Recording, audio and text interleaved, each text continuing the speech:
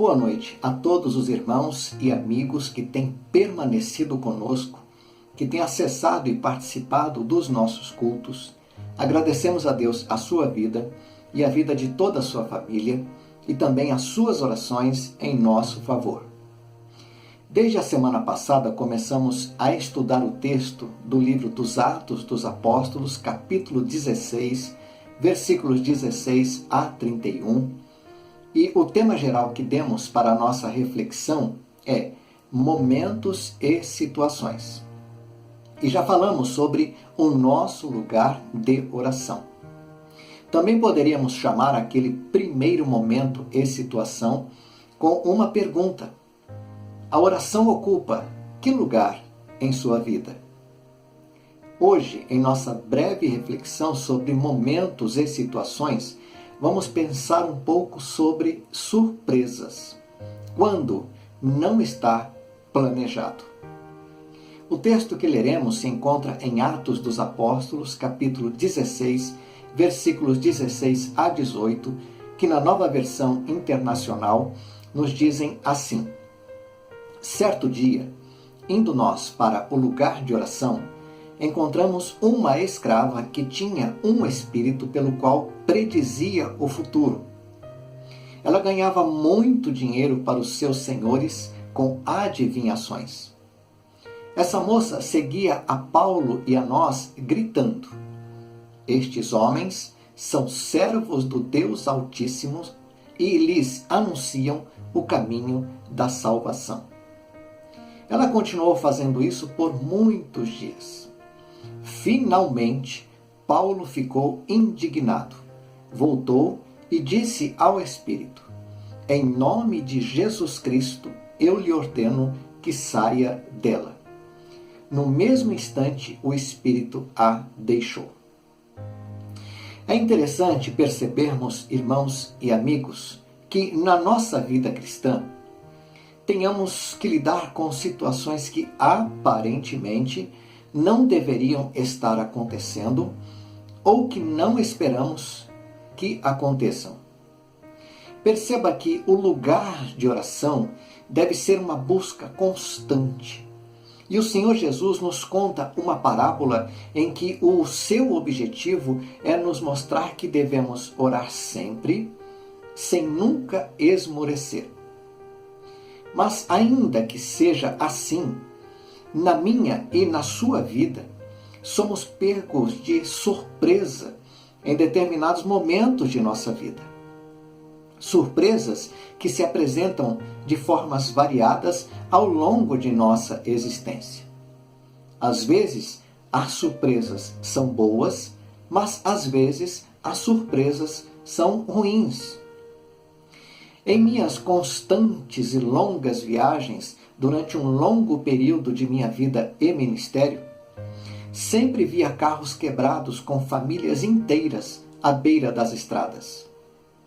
Ao passar por eles, em silêncio, eu orava sempre pedindo a Deus que ajudasse aquela família a encontrar solução para aquilo que eles estavam passando naquele momento. Certamente, surpresas, porque o carro havia quebrado. Mas em uma das viagens de final de ano, eu me vi como uma daquelas famílias. Carro cheio de malas, minha esposa e filhas, rumo a um tempo de lazer e para rever amigos e irmãos. Carro quebrado e eu parado à beira da estrada. Uma surpresa que me deixou cerca de 6 horas esperando o socorro chegar e me levar de volta para a minha casa. O texto nos indica uma surpresa. Esse texto que nós lemos. Surpresa. Ainda que eles estivessem esperando um lugar de oração, acabaram cruzando suas vidas com uma jovem que tinha um espírito de adivinhação e que dava muito lucro aos seus senhores. Notem, os irmãos e amigos, que aquela jovem tinha, no mínimo, 2 senhores que a exploravam em sua possessão adivinhatória. Duas particularidades no texto nos chamam a atenção. Primeira particularidade: ela seguia a Paulo e aos demais irmãos, dizendo que eles eram servos do Deus Altíssimo e que eles estavam anunciando o caminho da salvação. Segunda particularidade: ela fez isso por muitos dias seguidos.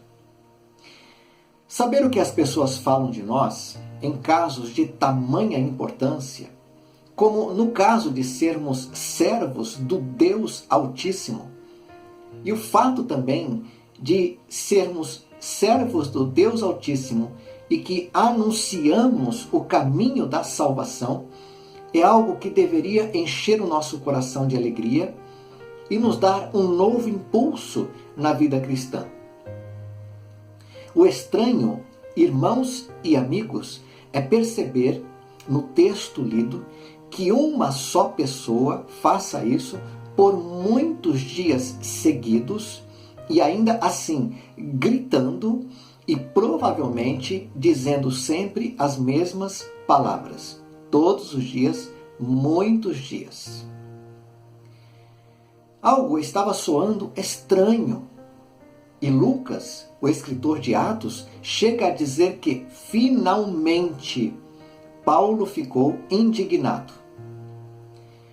Essa indignação não nasce por conta das palavras que pareciam ser elogio. Esta indignação surge, acredito, porque no final das contas não estava mais parecendo um elogio. Por trás daquelas palavras existia algo que estava incomodando a Lucas e logo passou a incomodar Paulo. Possivelmente passou a incomodar Silas. E se outros irmãos estavam caminhando com eles, também passou a incomodar esses irmãos. Passados muitos dias, diz o texto, Paulo, já incomodado com a situação, diz ao Espírito, ele percebe que havia algo de muito estranho e isso poderia ser uma manifestação demoníaca na vida daquela jovem. Então, passados muitos dias, Paulo, já incomodado com a situação, diz ao Espírito, em nome de Jesus Cristo, eu lhe ordeno que saia dela. Não é surpresa que Paulo tenha ficado indignado.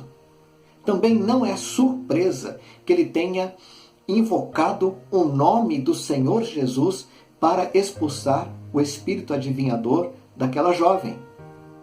A surpresa aqui, meus irmãos e amigos, a surpresa que o texto nos traz é que Lucas tenha deixado escrito as palavras: finalmente Paulo ficou indignado.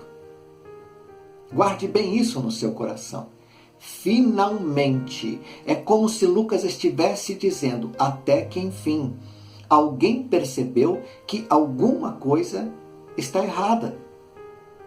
Parece que ele já estava percebendo que algo não estava bom e parece que ele sabia que Paulo também já estava se sentindo incomodado com aquilo, mas até aquele momento ninguém tinha feito absolutamente nada a respeito.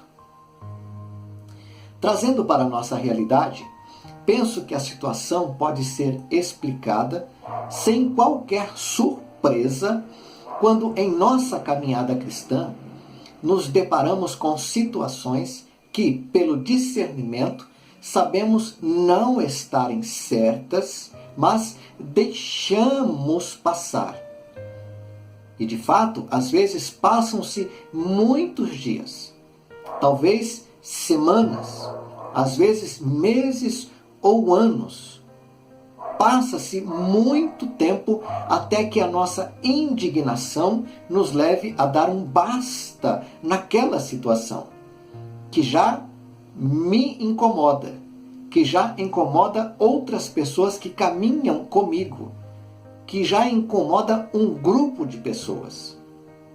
Neste caso, as tentações, os pecados, as mentiras, os erros que se repetem constantemente em nossas vidas.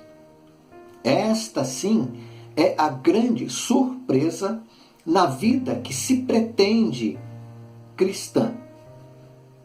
O Senhor Jesus até nos alerta quando diz: esforçai-vos por entrar pela porta estreita.